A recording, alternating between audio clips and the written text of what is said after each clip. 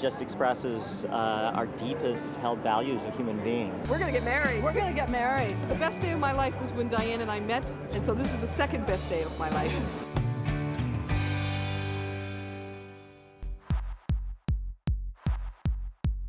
Our son started talking about men marrying other men. Mom, guess what I learned in school today? I can marry a princess. Think it can happen? It's already happened. 4 judges ignored 4 million voters. Acceptance of gay marriage is now mandatory. Yes on 8. Yes on 8.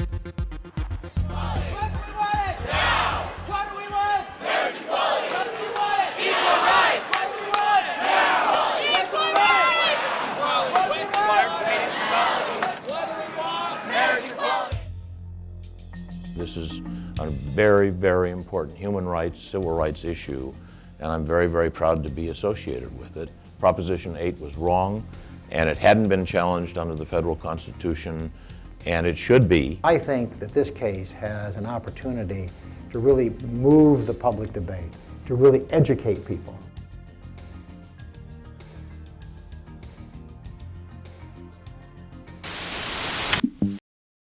I guess you could call the lack of video and audio the great media blackout of 2010. It really was about shutting out the public from being able to truly see what's going on there, because a picture can tell 1,000 words. I sat there in awe every single day of that trial, listening to our plaintiffs speak. I thought every person in America should see this, and we would end this now. The value of television coverage, radio coverage, print newspaper coverage as opposed to a newspaper's online blog is that those stories are getting in front of the eyes of people that may not seek out stories about their gay relatives or their gay neighbors or their gay coworkers. So it brings more people into the story that is so deeply going to impact our lives. There's a storm gathering. The clouds are dark and the winds are strong. And I am afraid. Some who advocate for same-sex marriage have taken the issue far beyond same-sex couples. They want to bring the issue into my life. My freedom will be taken away. That video, now that was their video. We introduced it in the trial over their objections, okay? Because having gotten Proposition 8 passed, they wanted to bury the way they got it passed. Well, I think the right has become adept at trying to position itself as some fearful group of people who are being victimized left and right. It's simply not true.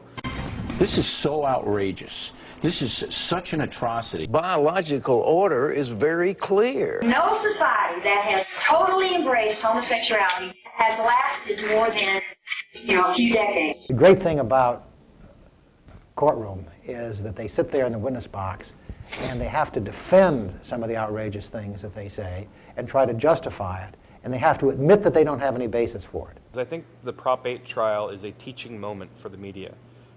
It was not a discussion like you'd find on the cable chat shows or if you're lucky on the Sunday morning political chat shows about the politics of supporting gay people and will a politician lose 5 points in the next election if they support this or don't do that. It was a discussion about just how normal and genuine gay and lesbian people are. The judge said, tell me, does allowing gay and lesbian couples to marry hurt heterosexual marriages? And Chuck Cooper, who's a good lawyer and a nice guy, tried to avoid that question every which way to Sunday. All right, he really did. And finally, the judge cornered him and said, look, you got to answer my question. And he paused, and he said finally, I don't know. I don't know.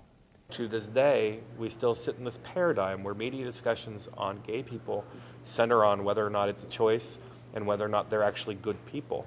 I hope that the testimony in the Prop 8 trial goes a long way towards helping the media understand exactly what we're talking about here. We're not talking about politics, and perhaps that's why this trial was so important. I think if you look at the media blackout, sure, I think it's disheartening to the people that support the lesbian, gay, bisexual, and transgender community that such a powerful trial was not put on video for the world to see, because you learned so much just by reading about the trial. You can imagine what kind of a message people would receive from seeing it on video or hearing it on the radio even.